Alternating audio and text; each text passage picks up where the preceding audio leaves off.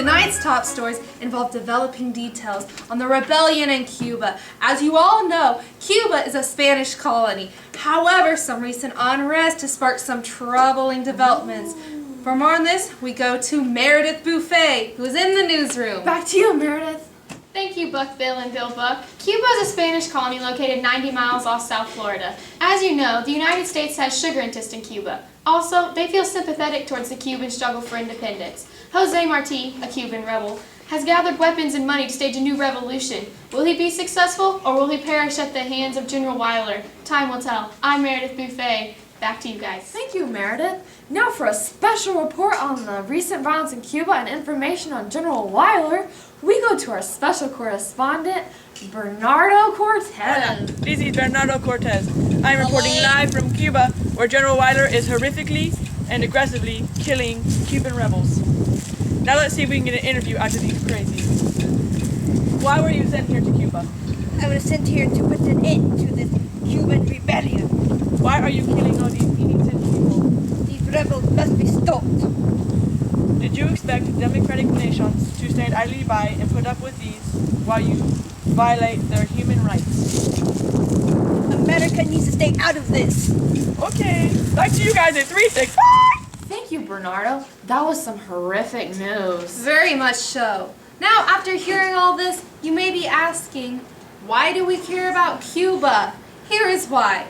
Cuba has very profitable sugar cane plantations. Also, it is strategically located for military bases. But Cuba isn't only sugarcane and military locations. There is also great suffering occurring in Cuba, and we must defend the people of Cuba. Now to the newsroom for an unbiased look at yellow journalism and its impact on the crisis in Cuba, we go to Rachel White. Thank you, Bill Buck. Yellow journalism is the use of vivid features and sensationalized news in newspapers to attract readers and increase circulation.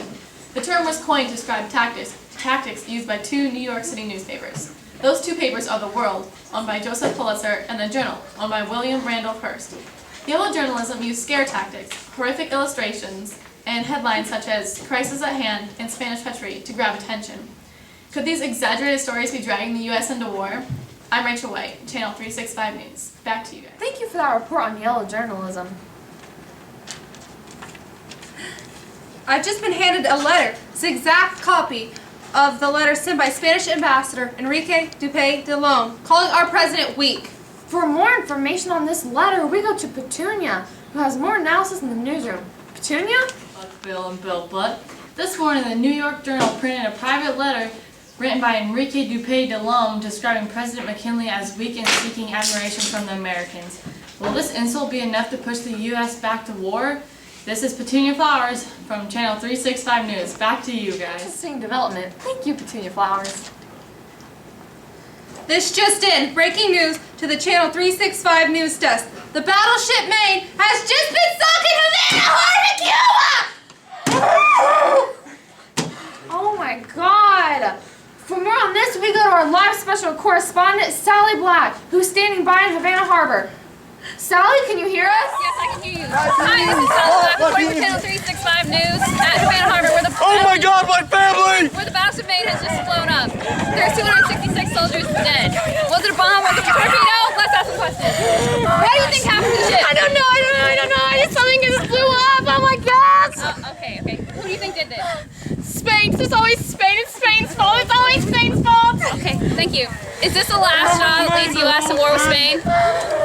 I'm Sally Black reporting for Channel 365 News. Back to you guys. Unbelievable. Thank you for that report.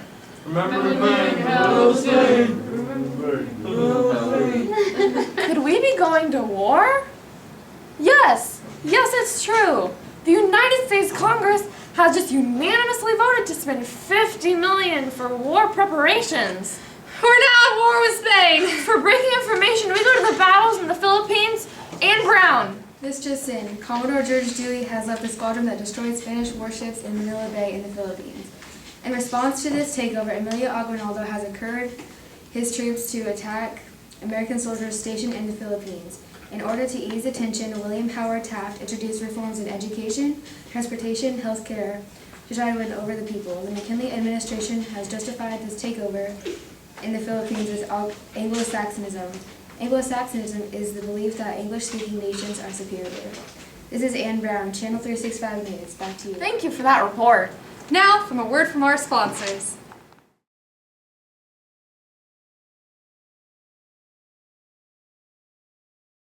And we're back. For those you just joining in, here's the latest.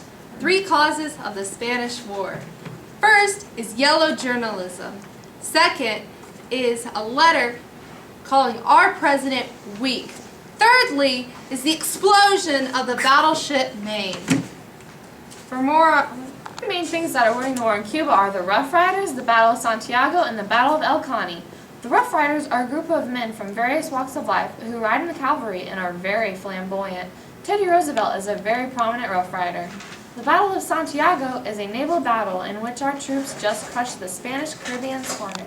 Another battle we are fighting is the El Caney, a village in eastern Cuba. For more on this, we go to our special correspondent, Bernardo.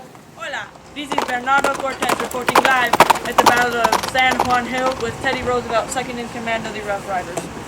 Teddy, may I ask you a few questions? Go ahead. Who were the Rough Riders? Well, the Rough Riders were made up of miners, cowboys, and retired athletes. Back to you. Teddy, why did you resign as Secretary of the Navy to join the Rough Riders? Well, I felt I could impact the United States of America a lot more in that position of the Rough Riders. Teddy, is it true that you had the photographer follow you around? Why, yes, I did. Thank you for your time. Bye, Mom. Thank you for that report. The U.S. has now some tough decisions to make.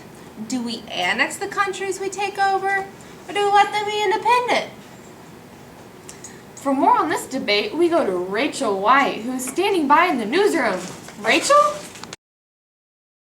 Thank you. This just in. The U.S. and Spain just signed the Treaty of Paris. The U.S. has now purchased the Philippines for $20 million. Guam, Puerto Rico, and Cuba are now a U.S. protectorate. The U.S. has decided to annex the Philippines. Thank you for watching tonight. I'm Bill Buck. And I'm Buck Bill. Channel 365.